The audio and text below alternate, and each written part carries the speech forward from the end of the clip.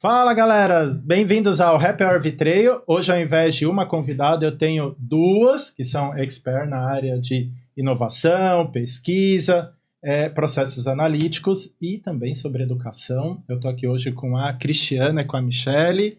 Bem-vindas. Olá, obrigada, Endrigo. Obrigada pelo convite. Obrigada pelo feliz convite. de estarem aqui. Adorei o trabalho de vocês, por isso que eu também convidei, que eu acho que vale muito a pena vocês falarem sobre como o trabalho de vocês é desenvolvido, mas para a gente começar, eu quero conhecer vocês, assim, né? Tá bom. Uma coisa que eu vi no material de vocês, no trabalho de vocês, é sobre multidisciplinar. Perfeito. E aí eu acredito que vocês são multidisciplinares de alguma forma, né? Confesso também que eu procurei sobre vocês e não encontrei. E aí eu tô pensando que isso é de propósito. É um mistério. É um mistério, Mas eu acho que quando fala sobre ser multi é justamente isso, né? Não ter rótulos, né? Mas eu quero que vocês se apresentem, por favor. Tudo bem, quer começar? Posso começar? Primeiro, obrigada pelo convite, Rodrigo. Meu nome é Michele, eu fico assim, olho pra cá, vou olhar pra cá. Eu sou formada em comunicação social, com habilitação em propaganda e marketing, e eu tenho uma especialização em design estratégico. Você falou de multidisciplinaridade, né? Acho que na Inexplorato cada um tem uma formação específica. A gente tem desde sociólogos até jornalistas, historiadores e tudo mais. Eu tô ali mais representando com essa minha formação a parte do mercado. Legal. Né? Eu tenho 37 anos, sou mãe de pets, Ótimo. de 2 pets. E a minha carreira foi mais no começo, assim, da minha carreira, muito ligada a essa minha formação. Então, de trabalhar em multinacionais, trabalhar com marcas, na área de marketing. E aí depois eu vi que ali era muito específico e fui trabalhar na Inexplorato em 2011, empresa do qual eu e a Cristiana somos sócios. Legal. E ali eu pude exercer essa multidisciplinaridade, né? Acho que a gente é formada dentro de uma disciplina, né? No meu caso, marketing, mas eu acho que todo mundo tem mais do que a sua própria disciplina, né? Sim. E aí na Inexplorato, depois a gente vai contar um pouco mais, a gente consegue ter essa possibilidade justamente de aplicar esses Ampliar e pensar fora da caixa. 100%. Bom, eu sou a Cristiana, minha formação é comunicação social também, mas com habilitação em jornalismo. Depois eu fiz uma especialização, uma pós em comunicação organizacional. Trabalhei na área de jornalismo por um tempo, mas sempre na área de comunicação organizacional, então relações públicas, assessoria de imprensa, até chegar na Inexplorato, era essa a minha construção ali de carreira, eu estava trabalhando nessa área. E eu fiz também uma formação em produção de moda. Então, como a Michele falou, acho que todo mundo que está na Inexplorato, de certa forma, tem caminhos ali que não foram só dentro de uma disciplina, de uma área de formação, mas mesmo que seja assim, são áreas normalmente que te ampliam mais esse olhar, o repertório e tal. Então, a gente tem... eu sou uma das representantes da área de jornalismo lá da Inês, que a gente tem uma tendência, né, Michele, a gostar bastante de quem vem do jornalismo, acho que justamente por esse olhar mais aberto que o jornalista tem que ter, a gente já aprende a ser assim, né, a olhar por diversas perspectivas, um determinado tema, um determinado assunto. E eu tenho 40 anos, sou sócia da Inexplorato também, como a Michele falou. Eu comecei lá como funcionária, então eu tô há 11 anos na Inexplorato e há 2 como sócia. Legal. E sou mãe de uma menina de 4 anos e de pet também, de uma cachorrinha. É isso. Muito bem, muito bem. Eu vi aí que vocês chamaram de Inês, né? O nome da empresa é Inexplorato, né? Mas eu adorei, assim, esse jeito carinhoso do intimidade. Inês. A Inês, como foco principal, tem a ver com curadoria de conhecimento, é isso? Explica um pouquinho qual é o trabalho de vocês na Inês. Perfeito, vamos na Inês. E eu falei aqui antes, né? Falei, não, quando eu falar Inês não é uma pessoa, então é bom esclarecer para as pessoas que Inês, Michele e Cristiana não tem uma Inês, pessoa. Não é uma terceira. Não é uma terceira. Integrante da equipe. Mas não deixa de ser, né? A grande... A persona principal, que é a empresa. Bom, então, como você falou, Endrigo, a Inexplorato, ela é uma empresa de curadoria de conhecimento. conhecimento, né? E o que a gente faz na prática? A gente gosta de falar que a gente atua em 3 pilares principais. O primeiro deles é que a gente impulsiona processos criativos das empresas, das marcas que a gente trabalha. A gente promove a cidadania e o desenvolvimento humano. E a gente eleva a qualidade das decisões estratégicas nas empresas. E como que a gente faz isso? A partir da nossa metodologia proprietária de curadoria de conhecimento, que até antes de falar da metodologia, acho que vale falar um pouco da premissa por trás dela, né? O que é essa curadoria de conhecimento e por que ela existe? A curadoria de conhecimento, ela parte do pressuposto de que a evolução do acesso e da produção de conhecimento não necessariamente tornou nós, seres humanos, mais inteligentes, né? Apesar da gente conseguir acessar mais informações, né? Enfim, ter evoluído indiscutivelmente nesse sentido, muitas vezes falta senso crítico para a gente se relacionar com aquela informação. A gente olha as informações de forma muito isolada e superficial, sem fazer os cruzamentos. Então, a curadoria de conhecimento vem para, de certa forma, lidar com essa dor, né? De que a produção da capacidade, né? A capacidade e evolução do desenvolvimento de conteúdos e informação não evoluiu na mesma velocidade do que a nossa, né, qualidade de se relacionar com elas. Isso. E aí a curadoria, ela parte desse pressuposto, de que a gente não precisa necessariamente produzir uma nova informação, né? Produzir, por exemplo, uma pesquisa de mercado, de campo, tudo mais, mas sim melhorar a nossa capacidade de se relacionar com esse mar de informações que já existe. Já existe, né? A cada demanda, a cada necessidade de conhecimento identificada, a gente acredita que não precisa criar uma informação nova para suprir aquela demanda. A gente acredita que essa informação já está produzida em algum lugar, a gente só precisa encontrá-la e dar sentido, significado, olhar com senso crítico. Tem um olhar crítico, né? O que vocês tinham comentado. Né? Porque muitas vezes você tem o dado, a informação, mas como é que usa tudo isso? Eu acho que tem esse ponto também. Né? E eu acho que a velocidade do mercado, né? A gente é muito ensinado a estar nessa velocidade do vai, faz, próximo assunto, né? Então, a própria cultura corporativa, muitas vezes, vai contra essa necessidade da gente olhar com um olhar mais crítico, mais profundo, mais de cruzamento, né? Tem uma tendência, depois, não, essa tendência já ficou velha, vamos para a próxima. Então, tem pouco tempo e até estímulo do próprio mercado de te convidar a olhar para o conhecimento de uma forma mais crítica. Então, é um pouco nessa guerra aí que a gente está com o mercado no nosso dia a dia. E quais são as etapas desse trabalho? Assim, quando vocês conhecem uma marca, uma empresa, enfim, um projeto, como é que se dá esse processo? Muitas vezes as empresas nos procuram com uma necessidade de conhecimento, uma necessidade específica de suprir um gap ali, né? Uma necessidade de conhecimento mesmo, seja de uma marca, seja de uma área, seja de um time, de uma pessoa específica, enfim. E aí a gente começa o processo para entender, então, aquela necessidade de conhecimento. Tá. O primeiro passo é a gente fazer um diagnóstico, porque muitas vezes os clientes nos procuram, né, as empresas, os clientes dentro dessas empresas procuram a gente com, assim, eu sei que eu preciso saber sobre isso. Mas muitas vezes ele não sabe o que ele não sabe, né? Que ele precisa saber. Aí a gente precisa atuar nessa esfera do que ele não sabe que não sabe. Às vezes ele acha que é uma coisa e o projeto termina de outra forma. Então, esse primeiro passo nosso é um diagnóstico, onde a gente vai mergulhar nas necessidades de conhecimento da empresa, entender de onde parte aquela demanda, aquele objetivo pelo qual a gente foi procurado, entender a realidade daquela empresa e também das pessoas que vão acessar aquele conhecimento que a gente vai gerar ali, de certa forma, né, produzir juntos. E aí, então, é uma etapa muito de mergulho, de conhecer, de conversar, de analisar, pesquisar o que já tem de conhecimento também dentro daquela esfera de empresa que a gente está se conectando. Aí depois a gente vai para o nosso processo a gente monta o que a gente chama de mapa de curadoria, que é onde a gente elenca todas as perguntas que a gente gostaria que fossem respondidas dentro daquele estudo, projeto que a gente está se colocando para fazer.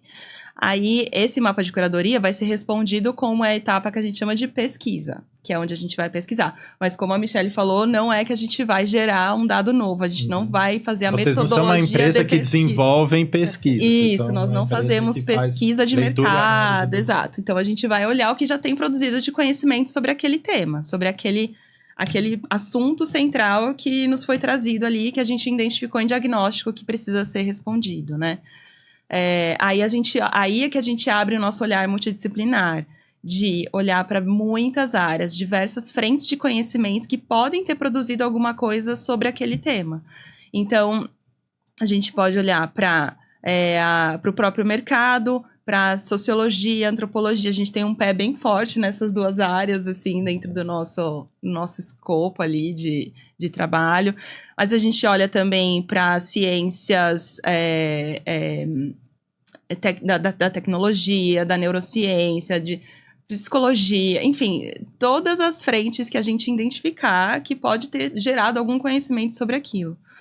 E aí a gente começa a nossa etapa de cruzamentos, de tentar entender, então, o que daquele mar de informação que a gente só trouxe, né, que a gente capturou, pode realmente trazer uma perspectiva transformadora, que quem nos demandou... que quem nos demandou aquele conhecimento ainda não tenha chegado naquela informação e por que e como, e aí a gente vai entender. Então, a gente vai fazer uma grande elaboração, onde a gente vai cruzar tudo, né, que está sendo colocado ali, uma análise do que a gente encontrou, para depois a gente partir para a nossa etapa de criação e produção.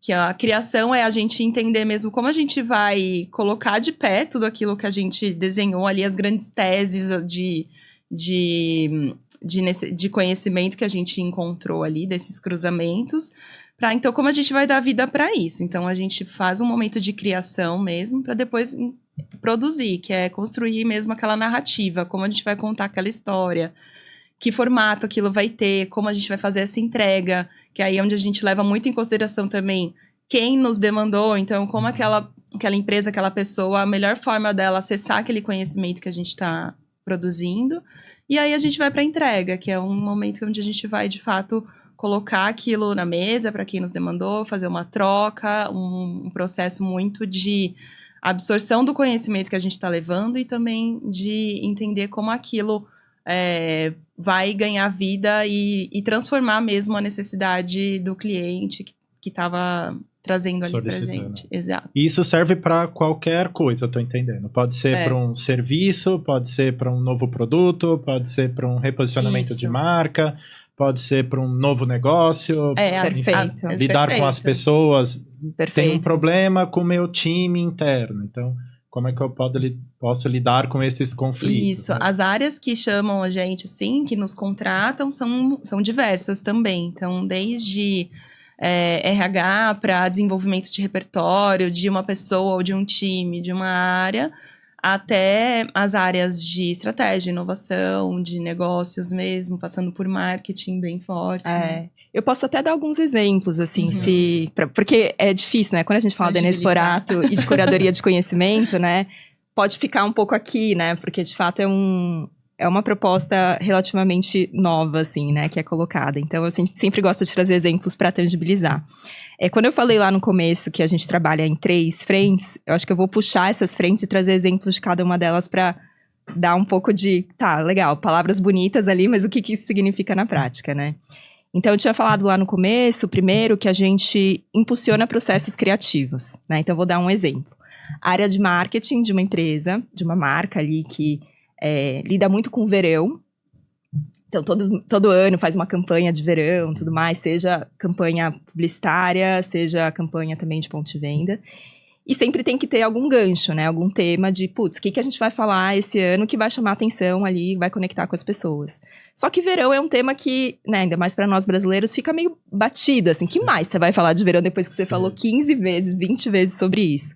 E aí a Inexplorato foi estudar o verão a partir dessa metodologia que a Cristiana falou. Então, a gente foi estudar o verão nas diferentes regiões do Brasil, diferentes tipos de cidade, vendo diferentes fontes, desde IBGE até ler estudiosos que já estudam, se dedicam a entender o verão e o comportamento do brasileiro nessa época do ano.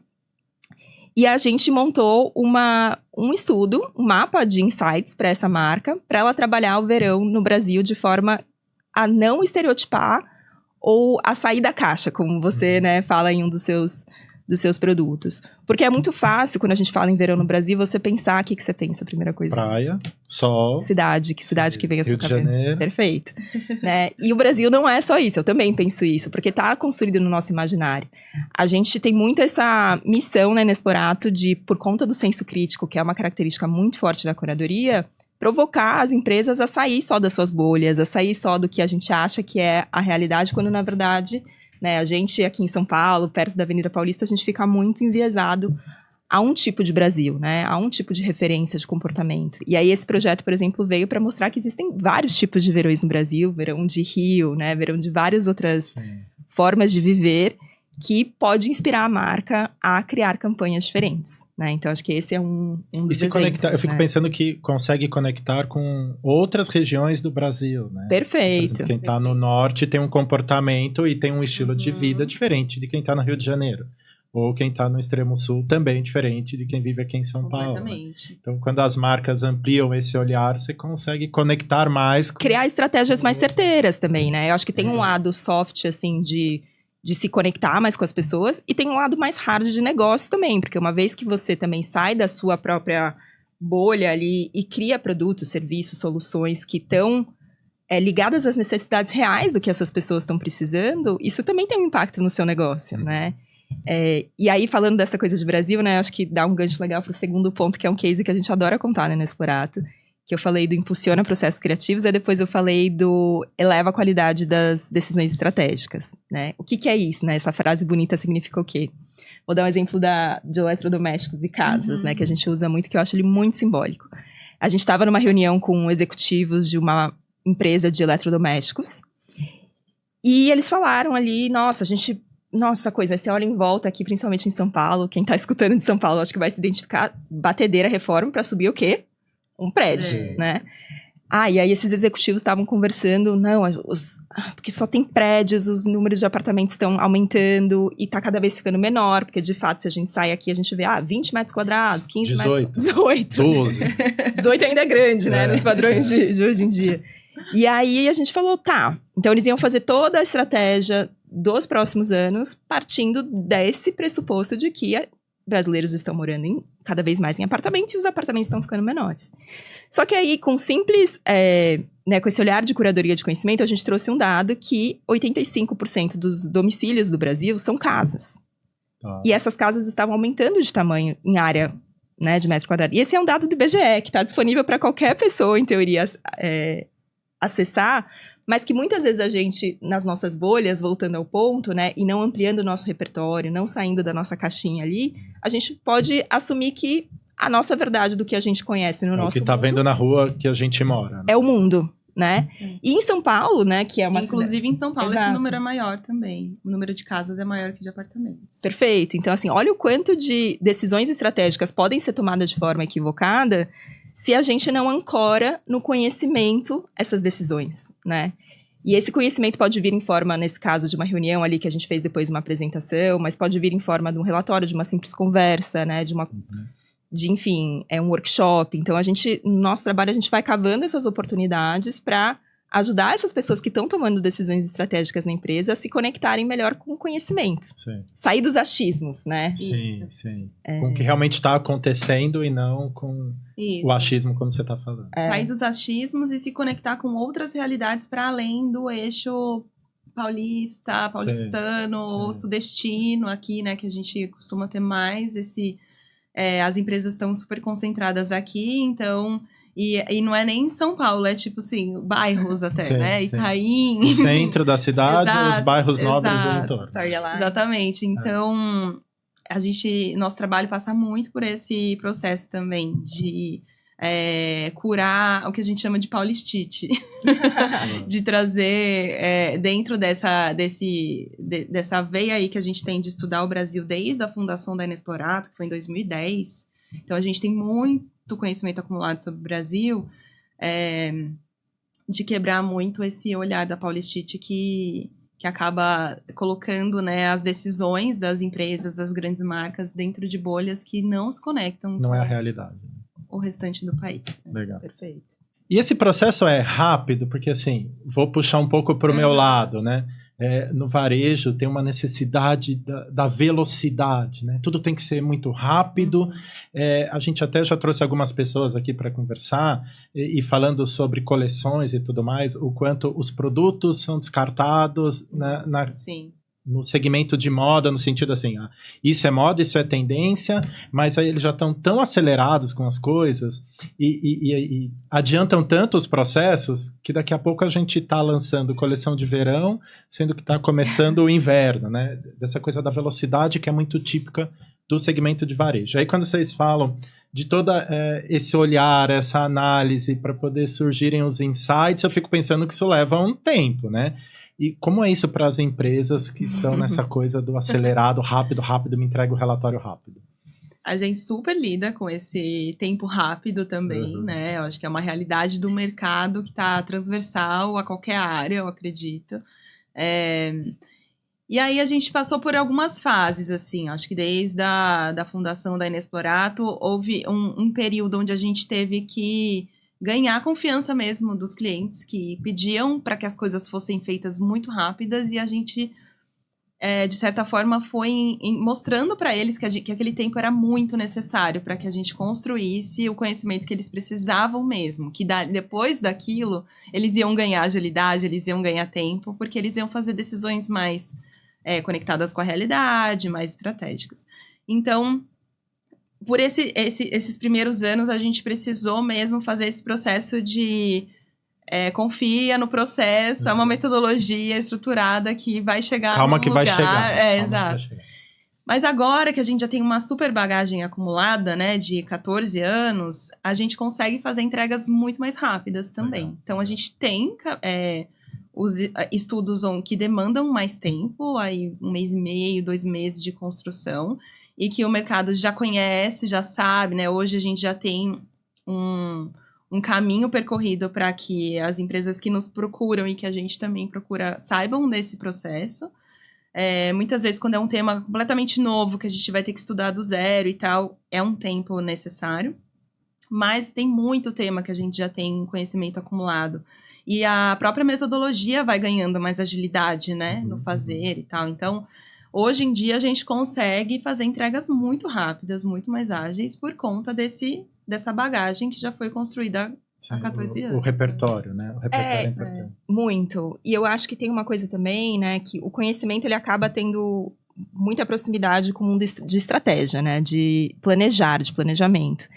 E aí, muitas vezes, pode parecer que a gente está perdendo tempo fazendo um estudo mais em profundidade, tipo, esperar 1 mês, por exemplo, para um estudo.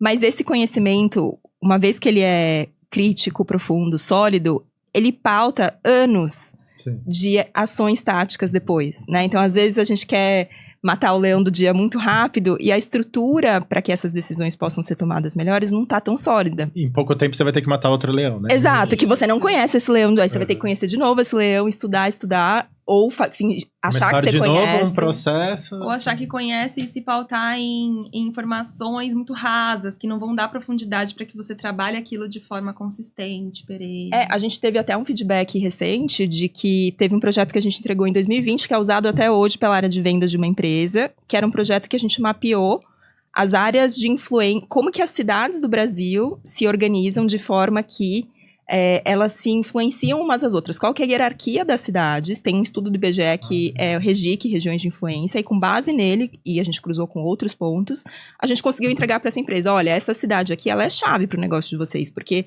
ela, e não é uma grande capital, né? É uma cidade ali que ela é fluxo para outras cidades menores, que um comportamento acontece nessa cidade, isso influencia N outras cidades.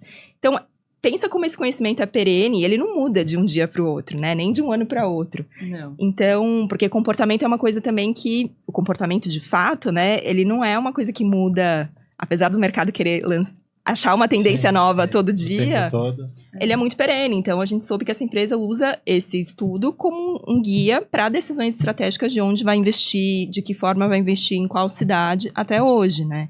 Então, tem um pouco essa ilusão do mercado, muitas vezes, de querer as coisas rápidas, achando que tá ganhando eficiência com isso, quando, na verdade... Exato. Não tá. Exatamente. No modo geral, as empresas brasileiras procuram, para inovação, né, ou para mudar o olhar, antecipadamente ou quando já deu ruim?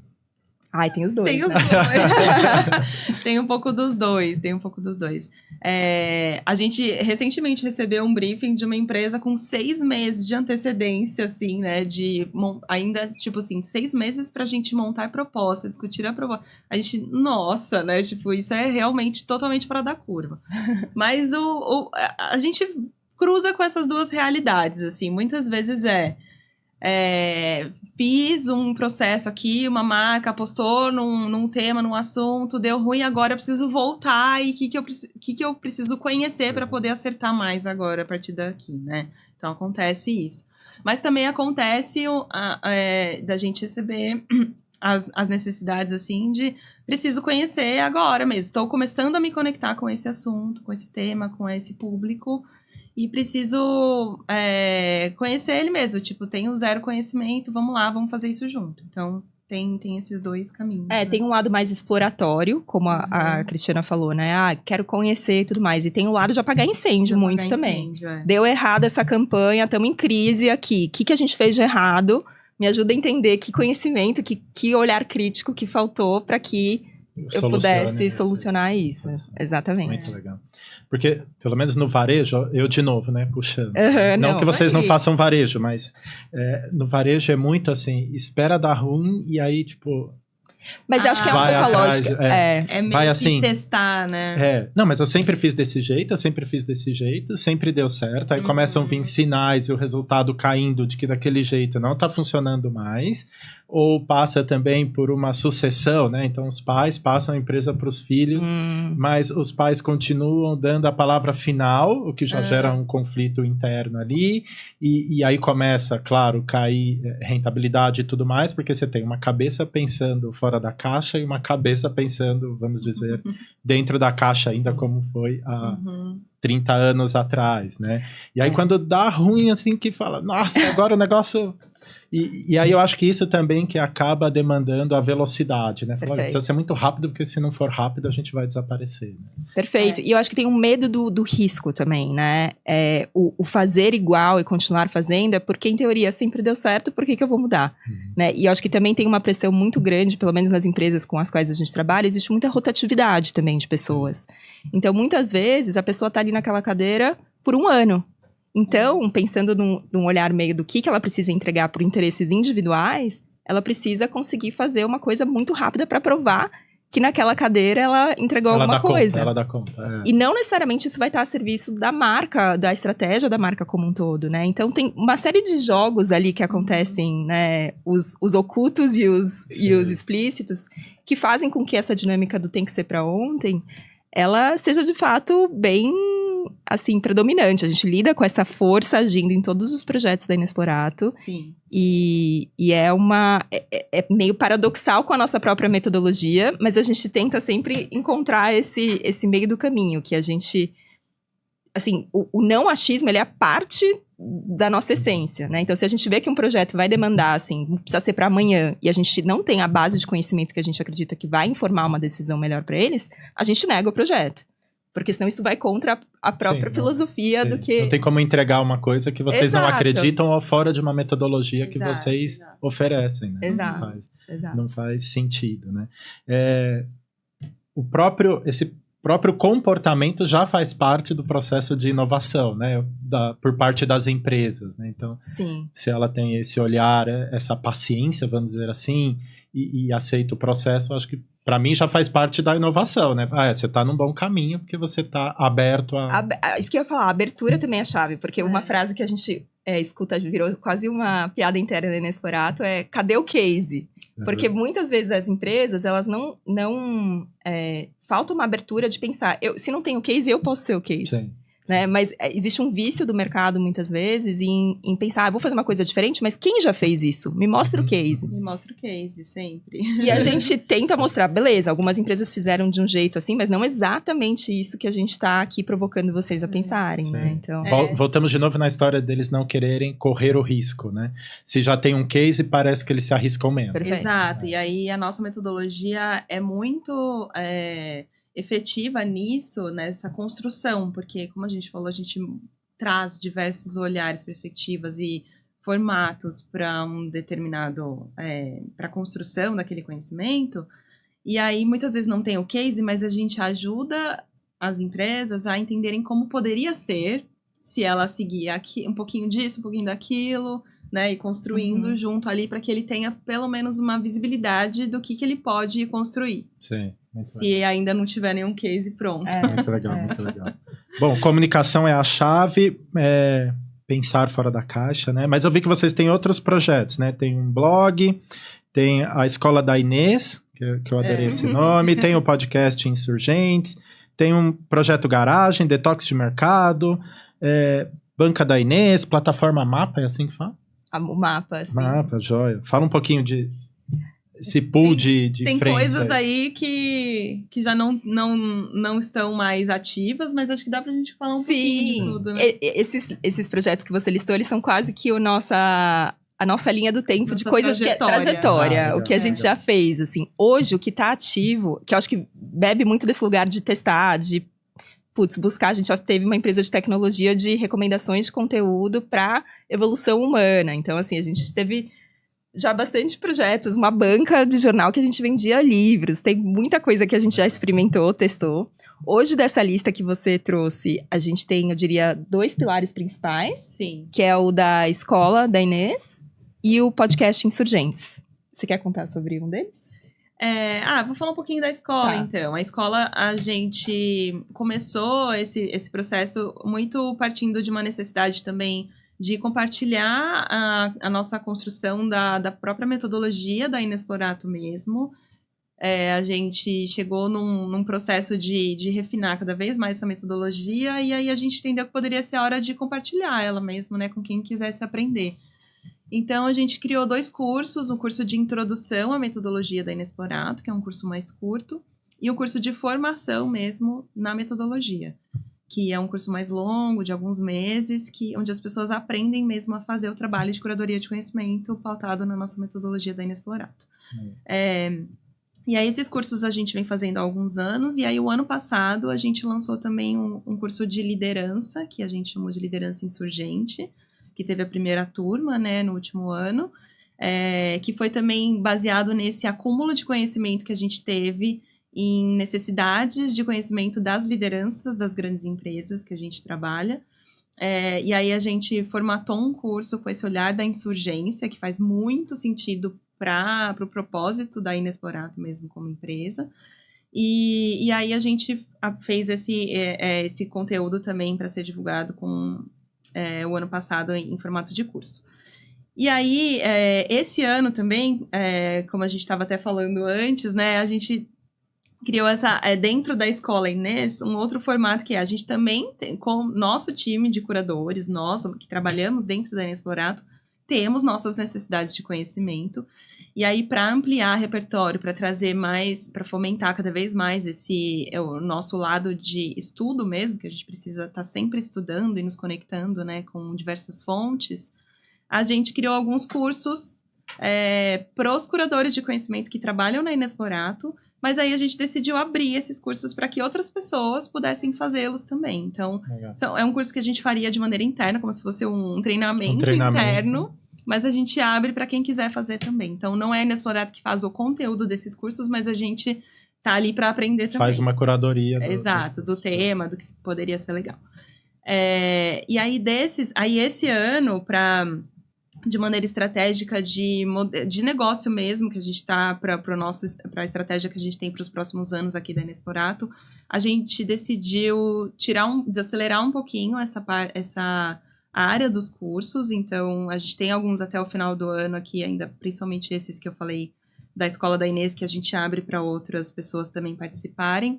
Mas os cursos, tanto da nossa metodologia, né, os 2 de introdução e formação, e o Liderança Insurgente, estão pausados no momento. A gente acabou uma turma agora, ontem, né, de formação, e foi a última turma desse ano. Aí a gente vai pensar agora para o próximo ano como a gente vai construir essa frente. Legal. E aí, do podcast, quer falar um pouquinho, Mi? Sim, um primo podcast aqui.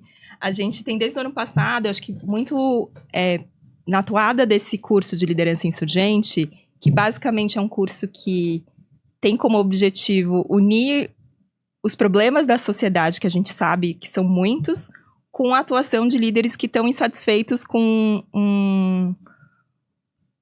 a forma como o mercado opera ou com o impacto que eles têm no mundo. Então, é um curso para líderes insurgentes, para líderes inquietos, que querem, de alguma forma, atuar nas empresas a favor de um bem comum, né? Não atuar ali alienados de todas as questões críticas que o mundo precisa resolver. E aí, o curso, ele é um curso para uma turma que a gente fez para 15 pessoas, 20 pessoas, né? 30 no máximo ali que a gente chegou. Só que a gente falou, putz, esse tema ele é muito relevante. Vamos abrir, de alguma forma, para a gente ter conversas, para a gente poder espalhar um pouco mais sobre essa nossa visão de entender a liderança, né? E aí a gente criou o podcast Insurgentes, que é um podcast que vai começar a segunda temporada em breve. A gente tem já disponível em todas as plataformas de áudio 10 episódios da primeira temporada. E cada episódio é um verbo. Então, são verbos que a liderança insurgente deveria cultivar e praticar para, de fato, poder agir dessa forma que eu comentei, né? É um podcast super... não são conversas com outras pessoas, como aqui, mas é um podcast que a gente usa a nossa metodologia de curadoria de conhecimento, né? De estudar diferentes fontes, diferentes formatos e criar uma história para contar a partir de um case, normalmente, um pouco do que é aquele verbo. Então, tem o verbo agir, tem o verbo sonhar, tem o verbo politizar, enfim, tem uma série de verbos aí que a gente convida as pessoas a escutarem. Muito legal. Então, estão todos convidados a Sim. ouvirem. Meninas, o tempo aqui vai que vai, né? Rápido, estou adorando a nossa conversa. Minha cabeça já tá a mil, assim. Quantidade de possibilidades, né, que surgem quando a gente começa a pensar sobre isso, sobre dados que já existem, sobre o comportamento. E, na verdade, a gente precisa mudar aí o olhar e usar isso a favor, seja do negócio, seja de qualquer coisa, até da nossa vida mesmo, né? Como profissional ou como pessoa, enfim. Adorei. Para finalizar, que mensagem vocês gostariam de deixar para as empresas que querem inovar ou querem mudar algum processo? Olha, eu acho que eu vou trazer uma coisa muito, talvez com risco de soar repetitiva, mas que a gente enxerga muito na Inexplorato, que é o mercado não é a sua bolha. Ótimo. Então, claro que a sua experiência, a sua vivência importam para o seu papel enquanto executivo, profissional do mercado. Mas quando a gente está pensando em criar, seja estratégia de varejo, seja estratégia de marca, ações de marca, a gente não está criando para nós. A gente está criando muitas vezes para um público que não vive a mesma realidade que você, que está muitas vezes em cidades em realidades diferentes. Então, acho que se eu tiver que deixar um recado, busque se conectar com essas diferentes vivências e experiências que estão além da sua bolha, né? E comece pelo IBGE, muitas vezes. É um bom caminho, né? Agora o censo tá saindo, né? O novo censo. Eu acho que pegando esse gancho, é ter consciência, né? Pedir para que as pessoas que estão sentadas nessas cadeiras estratégicas dentro das grandes empresas e tal, tenham consciência de que existe um abismo muito grande entre o que a empresa produz de conhecimento, o que ela deseja, o que ela precisa produzir, entre um conhecimento que pode, de fato, conectar essa empresa com necessidades reais, com a realidade das pessoas, que, no fim das contas, é quem interessa, né? Os consumidores e tal. Então, tem que chegar em algum lugar. Ter consciência de que existe esse abismo e de que o conhecimento, muitas vezes, gerado dentro das empresas é muito autocentrado, né? Muito o motivador é o negócio, os índices de negócio, as métricas que eles precisam ali bater e tudo mais. Sendo que é nesse abismo, muitas vezes, que tá ali, que reside o grande insight que você precisa para que sua marca tenha uma atuação muito mais forte em determinado público, determinada região. Então... e como a Michelle falou, começar pelo IBGE é muito por isso, assim, que a informação está disponível, ela só não está ali dentro do seu próprio universo que você já está trabalhando. Então, a gente está aqui para poder fazer essa ponte, para que esse abismo seja um pouquinho mais recheado de repertório. Legal, muito bom. Eu anotei 3 palavras que eu achei bem interessante do que vocês falaram, que é impulsionar, elevar e compartilhar. Essa, então, é a minha contribuição com o papo. A coisa do impulsionar, seja o próprio pensamento, a própria leitura dos dados, a própria pesquisa, né? Elevar vai muito no sentido de ampliar esse conhecimento e compartilhar. Você sabe que não é todo mundo que gosta, vocês sabem, né? Que gosta de compartilhar as coisas ou de compartilhar compartilhar conhecimento ou de criar novas parcerias, pelo menos a meu ver, eu acho que isso é super importante nos dias de hoje, nos formatos de empresa que o mercado exige hoje. Acho que compartilhar é fundamental. A gente tem uma frase, né, Inexplorato, que tinha até um pôster na entrada do nosso escritório, que é: pra conhecimento é fomentar revoluções. É isso, boa. Então, acho que essa frase é ótima pra gente fechar. Bom, para você que ficou com a gente até agora, muito obrigado. Obrigado, meninas, por terem vindo, estarem aqui comigo. Na próxima quinta-feira, um novo episódio do Happy Hour Vitreio. Valeu, até lá. Obrigada. Boa.